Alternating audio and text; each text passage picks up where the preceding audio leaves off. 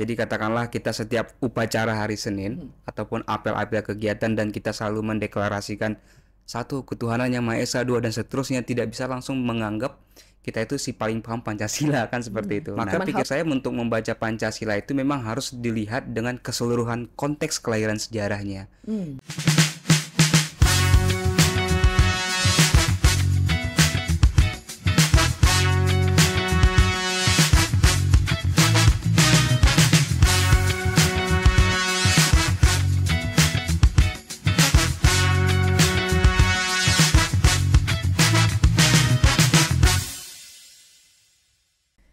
Hai teman pemilih, apa kabar hari ini?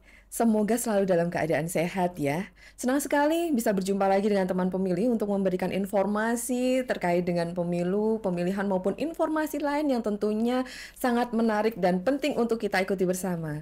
Jumpa lagi bersama saya Nunung di podcast KPU Jateng.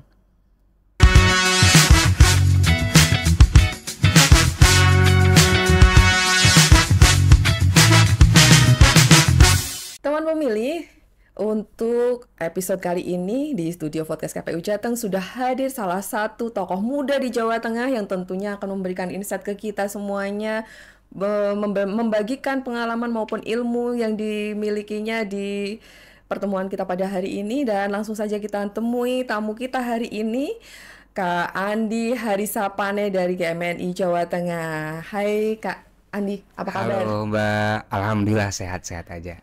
Terima kasih sudah bersedia hadir di podcast KPU Jateng. Oh, kita yang berterima kasih sudah mau diundang ke KPU Jateng, Mbak.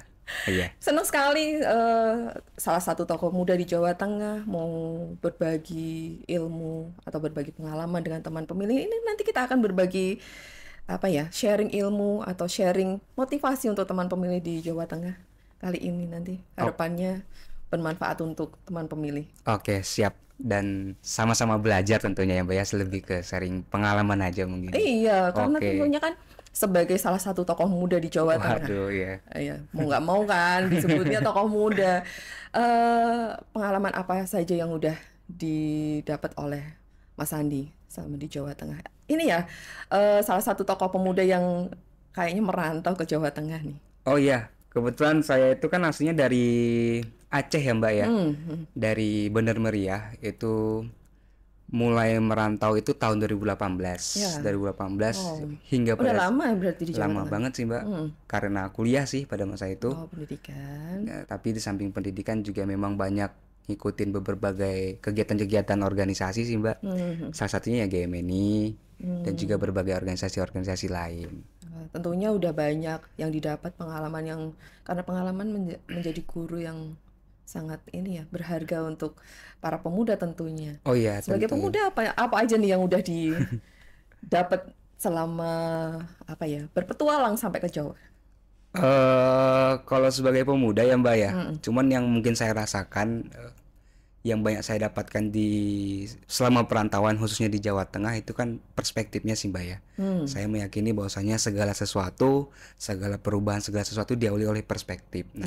Nah di Jawa Tengah ini kan masyarakatnya tidak hanya masyarakat Jawa dan jauh lebih sangat toleran pikir saya. Bagi saya yang jadi perantauan, saya bisa diterima di sini. Jadi tidak ada diskriminasi ras dan secara kultural juga sangat kaya gitu saya pikir, dan itu cukup mematangkan saya gitu, perspektif saya gitu sebagai pemuda mungkin gitu ya Mbak ya. Dan tentunya jadi bekal ya. Tentu menjadi bekal pengalaman hidup yang sangat berharga. Tapi kenyataannya setelah dari perspektif yang dibawa dari kampung halaman sampai di Jawa Tengah, apakah sesuai dengan apa yang dipikirkan oleh Mas Andi? Awalnya justru saya memikirkan mungkin saya tidak bisa diterima ya Mbak ya. Oh, mungkin karena saya minoritas dari Aceh gitu, mungkin saya tidak bisa banyak berkembang. Tapi realitasnya justru Jawa Tengah sangat toleran sekali dan mereka tidak memandang dari ras manapun, tapi mereka menghargai ya karena memang perspektif dan attitude mereka aja seperti itu Mbak. Nah itu yang saya senang dari Jawa Tengah itu seperti itu. Karena tetap budaya Indonesia dimanapun tetap sama lah ya. Tetap sama seperti itu. Karena tetap kita dalam satu naungan dan nilai-nilai Pancasila tentunya tetap terbawa dong dari Sabang sampai Merauke. Tetap terbawa. Sama aja kan? Sama aja. Dari Aceh, dari ujung Indonesia, dari ujung barat Indonesia gitu kan, udah merasakan dari perjalanannya gitu, udah banyak kan ya. Nilainya juga sama. Sama. Tentunya. Nah, berbicara tentang Pancasila yang mungkin belum lama juga kita peringati hari lahirnya Pancasila. Pancasila. Sebenarnya untuk Mas Andi sendiri, nilai-nilai apa yang bisa diambil dari Pancasila itu? Oke, kalau berbicara nilai-nilai ya Mbak ya, sebenarnya bagi saya pribadi untuk memaknai Pancasila itu, dia tidak bisa hanya dipahamin dengan membaca setiap silanya gitu Mbak. Ya. Jadi katakanlah kita setiap upacara hari Senin ataupun apel-apel kegiatan dan kita selalu mendeklarasikan satu ketuhanan yang Maha Esa, dua dan seterusnya, tidak bisa langsung menganggap kita itu si paling paham Pancasila kan seperti itu. Nah, Cuman hafal doang. cuman hafal doang. Maka pikir saya untuk membaca Pancasila itu memang harus dilihat dengan keseluruhan konteks kelahiran sejarahnya, yaitu pada pidatonya Bung Karno khususnya Mbak di sidang BPUPK. Di mana Bung Karno pada tanggal 1 Juni 1945 menawarkan gagasannya Pancasila itu bagaimana harusnya seperti itu. Nah, itu kan beliau memaparkan bagaimana memanusiakan manusia dalam semata-mata untuk menentang imperialisme pada masa itu, penjajahan, membangun masyarakat gotong royong dengan berbagai sila-silanya. Tapi di situ beliau menjabarkan Pancasila itu ya tidak hanya semata-mata bunyi-bunyian saja. Situ kan dia memaparkan alasan-alasan filosofisnya. Nah, itu jarang sekali dipahamin pikir saya Mbak ya. Karena di kemudian hari kan Pancasila itu diperingati tidak 1 Juni, justru diperingati kan 1 Oktober. Hari kesaktian Pancasila pada masa Orde Baru gitu. Nah, dan lalu diturunkan menjadi P4 itu kalau nggak salah dulu ada ya, Pedoman Pengamalan dan Penghayatan Pancasila gitu. Sedangkan pemaknaannya jauh daripada itu, yaitu harus dilihat dengan pidato 1 Juni 1945. Begitu. Kalau menurut Mas Andi sendiri, pada saat ini di era yang serba kita nuruti dunia global, nilai-nilai Pancasila ini apakah masih relevan diterapkan di masyarakat khususnya di Indonesia? Oke. Kalau pikir saya ya Mbak ya, Pancasila itu berbicara relevan atau tidak, dia itu sebenarnya harus diperjuangkan gitu ya Mbak ya. Jadi dia itu sebagai suatu ideologi dan filsafat, falsafah hidup, tapi yang tidak diterima jatuh dari langit saja seperti itu, take it for granted. Cuman dia itu ada, memang harus diperjuangkan. Terlebih lagi kondisinya sekarang itu kan kita memasuki namanya post ideologi ya Mbak ya. Banyak negara-negara yang sudah tidak mengamini lagi tuh narasi-narasi besar ideologi segala macam, apalah itu, apalagi tentang tidak ada lagi oposisi ideologi. Banyak justru ya ideologi tidak dianggap relevan. Itu tentu menjadi tantangan gitu. Nah, tinggal bagaimana aja kan gitu kita memaknai dan memahami dan diperjuangkan. Nah, kita tidak hanya bisa untuk membaca sila-silanya, tapi dia harus diperjuangkan. Dia posisinya itu sebagai teori perjuangan sih Mbak. Walaupun tantangannya berat, globalisasi ya Mbak ya. Konsep negara bangsa itu kan borderless gitu ya. Betul. Menjadi ya masyarakat global aja seperti itu tantangannya sih Mbak gitu. Cuman tetap relevan pikir saya. Tetap relevan. Iya. Termasuk untuk menjaga persatuan dan kesatuan bangsa Indonesia ini. Bagaimana sih sebenarnya Pancasila menurut Mas Andi ini bekerja atau dimanfaatkan oleh masyarakat Indonesia seharusnya? Oke, kalau bagaimana Pancasila itu bekerja, pertama-tama sebenarnya itu yang dikonstruksikan untuk membangun negara ya Mbak ya. Kalau pikir saya, yaitu tetap peran utamanya itu adalah dari pemerintah sebenarnya. Jadi ada hak dan kewajiban seperti itu. Nah, pemerintah itu disuruh untuk membangun negara itu, demokrasi itu tidak hanya dalam konteks politik ya kan, tapi juga dalam konteks ekonomi. Nah, kita itu kan mungkin ada hak untuk demokrasi secara politik, semua orang boleh dipilih, punya hak yang sama untuk dipilih dan juga memilih. Tetapi di dalam bidang ekonomi, kesejahteraan kita tidak ada kesempatan yang sama. Nah, Bung Karno ingin hal yang seperti itu. Dan juga membangun rasa nasionalisme itu tidak dengan dasar ras ya Mbak ya, tidak berdasarkan kedaerahan. Tapi kita memang satu kesatuan bangsa yang pernah dijajah. Itu harus menjadi pengikat kita semua. Dan yang menyatukan kita itulah karena senasib sepenanggungan. Dan harus dihidupkan kembali nasionalisme itu, harus dirawat terus bahwasanya kita pernah jaya pada masa lalu, zaman Majapahit, zaman Sriwijaya kita pernah dijajah, dan kita juga harus menantikan bagaimana masa depan seperti itu. Karena perjuangan mungkin banyak perjuangan pada masa lalu tapi sifatnya kedaerahan ya kan, perjuangan ada di Aceh, perjuangan ada di Diponegoro, dan nyatanya tidak bisa menghantarkan Indonesia ke pintu kemerdekaan. Hanya persatuan kita sebagai bangsa dari Aceh sampai Merauke seperti itu, Sabang sampai Merauke, dan didasarkan oleh senasib sepenanggungan itulah itu yang bisa menyatukan kita sih Mbak, pikir saya. Tidak hanya bisa kedaerahan seperti itu. Tetap semangat dari masyarakat Indonesia sendiri yang bisa mempertahankan bagaimana Indonesia tetap ada persatuan dan Betul. kesatuannya. Begitu juga dengan tentu pemerintah juga harus banyak mengambil peran yang diturunkan dalam kebijakan publiknya ya Mbak ya. Ya, Pikir saya. pasti tetap Iya. kita sebagai masyarakat kan kita ngikut ke pemerintah, bagaimana pemerintah itu membuat kebijakan sehingga kita bisa turut andil untuk membangun masyarakat itu sendiri melalui dari kebijakan-kebijakan yang Betul. diterbitkan oleh pemerintah.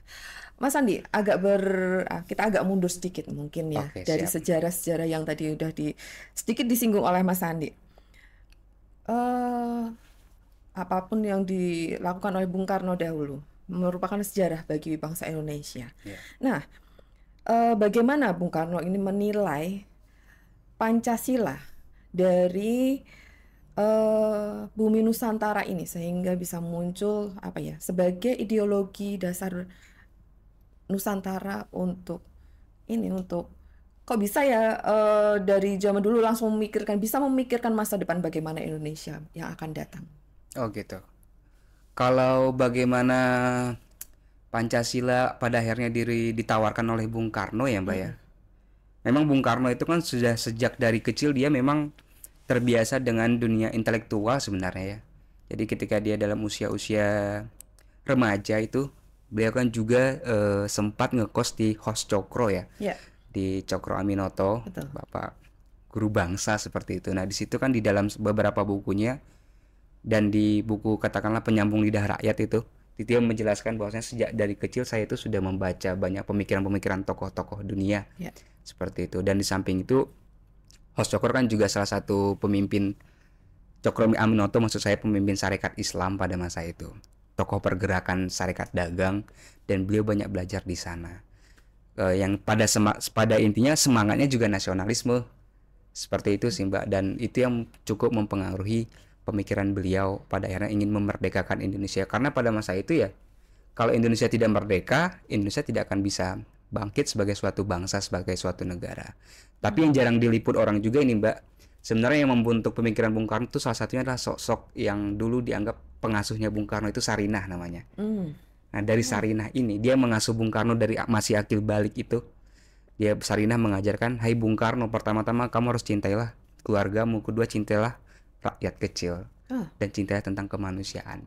Nah Bung Karno pada akhirnya mengangkat Sarinah ini sebagai sosok yang dulu mengajari dia tentang kemanusiaan. Makanya tuh di Jakarta juga ada Mall Sarinah kan gitu Mbak. Itu bentuk apresiasi. Begitu. Ada ini ya, ternyata sejarahnya cukup Cukup ada benang merahnya ternyata ya. Iya Mbak. Terkait dengan tadi yang disampaikan mencintai rakyat kecil. Nah, ini kayaknya sudah menjadi sudah tertanam dalam-dalam di diri Bung Karno, sehingga mungkin dalam pembelajarannya yang cukup panjang itu sehingga menjadi satu yang menjadi dasar ya yang dibawa oleh Bung Karno. Kalau dari perspektifnya Mas Andi sendiri, mengapa ini menjadi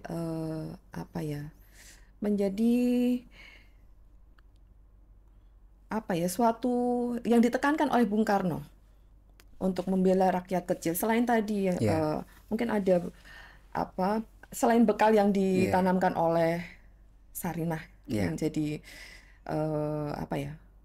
menjadi waktu itu pengasuh ya. Kok nurut Sarinah banget ya, kok nurut gitu. Dan itu tertanam sangat dalam oleh Bung Karno. Menurut Mas Andi bagaimana?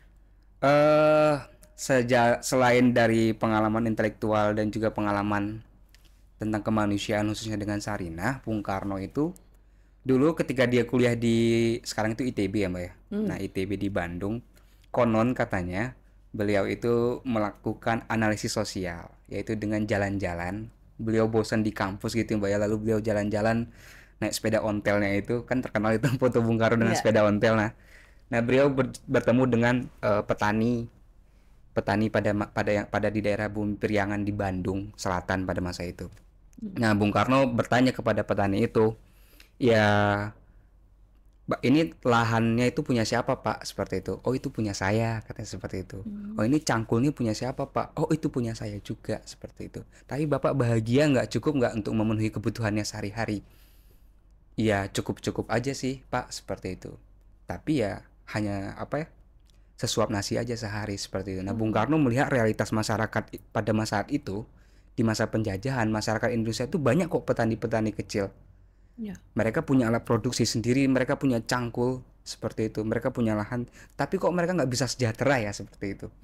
Ternyata yang menindas mereka itu bukan karena mereka tidak mau bekerja, bukan karena mereka tidak mau kerja keras, tetapi karena sistem yang menindas mereka pada masa itu. Dan sistem itu adalah sistem imperialisme dan kolonialisme, penjajahan di masa Belanda. Jadi semua tanah, upah-upah, pajak-pajak semua harus disetor ke Belanda. Ya. Semuanya harus ke Belanda. Jadi semua tuh masyarakat ya hanya seperti itu aja. Nah Bung Karno pada akhirnya merumuskan itu sebagai kaum marhaen gitu. Oh makanya timbul kata-kata marhaen itu ya Pak ya. Ya. Namanya siapa Pak? Nama saya Kang Aen, lalu menjadi marhaen. Nah marhaen pada akhirnya menjadi simbolisasi untuk semua masyarakat yang tertindas. Nah sampai kapanpun kalau masih ada imperialisme, Indonesia tidak akan bisa sejahtera. Itu yang menjadi semangat Bung Karno. Harus memerdekakan. Cuman kadang-kadang orang lupa, sejatinya Bung Karno mengatakan bahwasanya kemerdekaan itu hanyalah jembatan emas. Oh, menarik. Jembatan emas, tapi di samping jembatan, di depan jembatan itu kita perlu membangun masyarakat yang bagaimana sebenarnya. Itu sih Mbak. Dan dia memang banyak terpengaruh oleh banyak pemikiran tokoh-tokoh intelektual, khususnya kiri sebenarnya.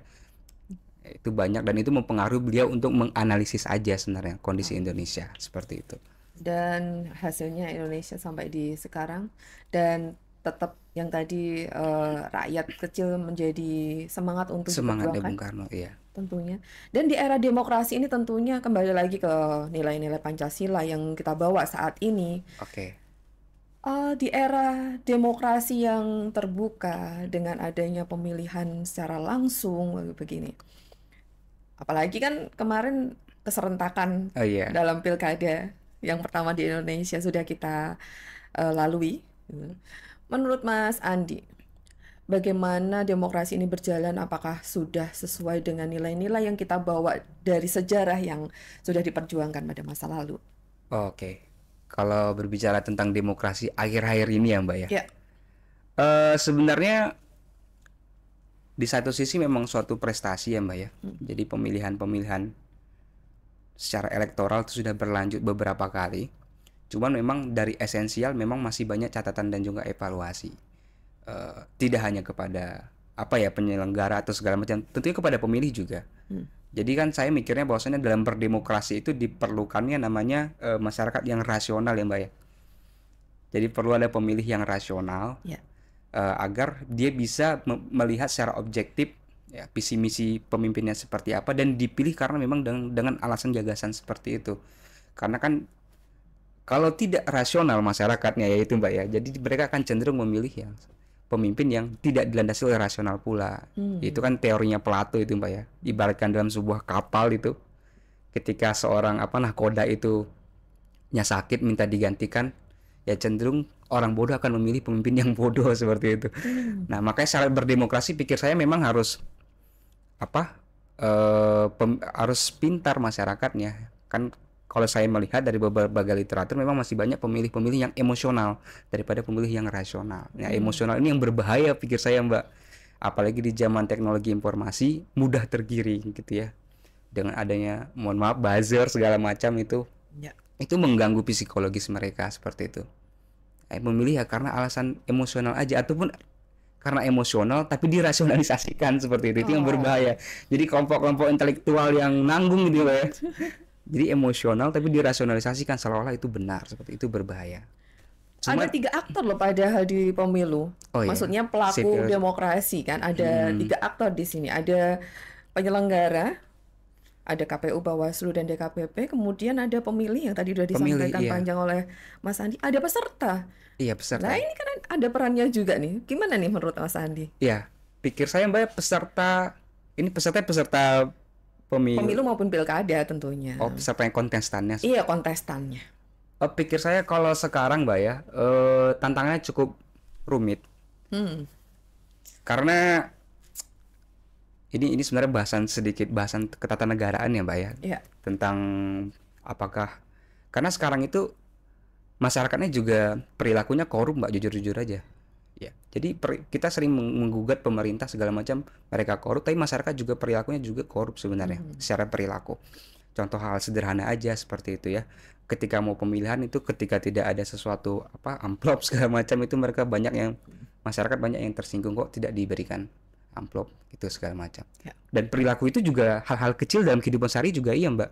Katakanlah ada beberapa mahasiswa berangkat mau ujian tesis katakanlah, tapi di tengah jalan itu kena tilang sama polisi katakanlah. Kena tilang sama polisi, dia lebih memilih memana? Apakah dia memilih damai di situ aja ataukah diproses lebih lanjut? Ketika dia proses lebih lanjut, maka tesisnya akan tidak jadi sidang. Ya kan gitu. Ya. Ketika dia damai, dia bisa jadi sidang. Tapi ketika dia berdamai dengan memberikan suatu duit damai seperti itu, pada akhirnya itu juga bentuk perilaku korupsi. Jadi kan memang sudah terstruktur ya Mbak ya. Sudah mengakar sebenarnya. Nah, sistem demokrasi kita, pikir saya, untuk calon pun cukup rumit Mbak. Di zaman kita dipengaruhi banget dengan demokrasi liberal sebenarnya kondisi saat ini. Saya jujur-jujur aja kalau pikir saya seperti itu. Kontestan tidak bisa lagi menjualkan gagasan ideologi Mbak di konteks sekarang. Mereka mau jual ideologi A, B, C, D, saya si paling inilah, si paling A, si paling B, si paling ini. Mereka tidak bisa jualan ideologi karena nggak akan dipilih juga gitu. Ya kan? Pada akhirnya yang paling ditonjolkan itu elektabilitas. Yes. Elektabilitas siapalah yang menentukan. Makanya banyak mungkin calon-calon yang penting populer tapi gagasannya ini bukan di Jawa Tengah ya Mbak ya khususnya. Ini di menyeluruh. Anta beranta lah ya. Di menyeluruh gitu, seperti itu. Iya. Jadi ya apalagi mungkin sistem proporsional terbuka, tantangannya kan seperti itu. Partai tentu memang harus menargetkan agar bisa menjadi pemenang kan seperti itu. Iya. Untuk menjadi pemenang tantangannya menonjolkan kader-kader ideologis, ya sulit dipilih, masyarakat tidak mau juga seperti itu. Nah, betul. Ya kan? Iya. Sekarang lagian ini ya, karena masyarakat ada keinginan seperti itu, kita supply and demand ya. Supply and demand. Tetap aja ada penawaran, ada permintaan di situ. Tapi kan dari sisi peserta pemilu, ketika menawarkan sesuatu yang tentunya akan berpihak kepada pemilih, memberikan keuntungan juga untuk peserta pemilu. Menurut Mas Andi sebagai anak muda saat ini. Oke. Pikir saya apa yang dilakukan KPU sebenarnya untuk melakukan pendidikan demokrasi dan juga politik itu sangat bagus ya Mbak ya. Karena agar masyarakat itu tidak hanya seolah-olah memaknai demokrasi itu hanya tentang urusan elektoral seperti itu Mbak. Memilih. Soal memilih. Coba. Kan seperti itu. Jadi sebenarnya kan beda ya Mbak ya. Kerja elektoral sama kerja demokrasi itu kan berbeda sebenarnya. Kerja demokrasi itu kan jauh lebih luas, tidak hanya tentang bagaimana mereka memilih, tapi bagaimana mereka mengawal apa yang mereka sudah pilih seperti itu, agar bisa berjalan kan itu sebagai civil society, sebagai kontrol baru terhadap kekuasaan. Dan ini tentunya peran anak muda dong. Tentu anak muda harus bersuara, tetapi di samping anak muda, masyarakat juga harus tetap bersuara. Walaupun anak muda bagian dari masyarakat, harus bergotong royong gitu loh Mbak. Pikir saya seperti itu. Karena sekarang anak muda berani bersuara dan nyaring loh suaranya. Oh gitu ya Mbak ya. Dan didengar kayaknya nih. Dan di teman-teman di organisasi tentunya juga ada semangat itu dong. Iya. Kita semangatnya memang ya terus mengawal sih Mbak demokrasi, dan semata-mata untuk menuju demokrasi jauh lebih baik. Cuman kita syaratnya berdemokrasi itu tidak boleh baper ya Mbak ya. Demokrasi memang bising, jadi katakanlah kritik A, B, C itu biasa seperti itu. Nah kadang-kadang ketika masyarakat ataupun beberapa kontestan itu yang ditonjolkan hak emosional bukan rasional, itu jadi kemana-mana kan gitu. Betul sekali. Harapan anak muda sebagai perwakilan anak muda Jawa Tengah untuk demokrasi khususnya di Jawa Tengah atau di Indonesia pada umumnya nih Mas Andi. Ya, harapan saya tentunya jadi ada satu buku satu tokoh itu yang bilang, Juan Lins. Kita ini sedang masa transisi ya Mbak ya, menuju lebih baik dalam berdemokrasi. Cuman di dalam masa transisi itu terkadang banyak badai, banyak angin yang seolah-olah kita merasa kita menuju demokrasi yang lebih baik, tapi sebenarnya kita kadang-kadang luput. Siapa tahu kita ini secara esensial nggak maju-maju banget gitu. Jadi seperti garis mundur aja, seperti huruf U itu. Dari sini kita berdemokrasi maju, pada akhirnya kita balik lagi gitu. Nah, maka pikir saya kita perlu untuk apa ya Mbak ya, berkolaborasi secara aktif semua stakeholder secara gotong royong. Kita tidak perlu terlalu banyak menyalahkan siapa yang salah. Jadi kita lebih pada fokus kepada diri sendiri untuk membenahi. Yang paling pertama adalah perspektif. Karena saya pikir berdemokrasi, bergerakan, bermasyarakat yang perlu dan paling penting dirubah itu tentang perspektifnya terlebih dahulu. Kita sebagai warga negara ngapain? Kita sebagai masyarakat ngapain? Dan begitu juga dengan stakeholder lainnya. Agar kita tidak saling menyalahkan, ini salah kamu. Kamu ini salah saya. Kamu ini. Tapi cobalah fokus kepada diri sendiri. Kita sudah ngapain dan kita mau ngapain. Luar biasa. Jadi perspektifnya sih Mbak ya. Harapannya pemuda-pemuda di Jawa Tengah punya perspektif yang sama. Mematangkan perspektif. Iya, perspektif yang sama sebagai bekal untuk kemajuan demokrasi. Dan tentunya untuk membawa apa keinginan kita di masa depan. Betul. Ya.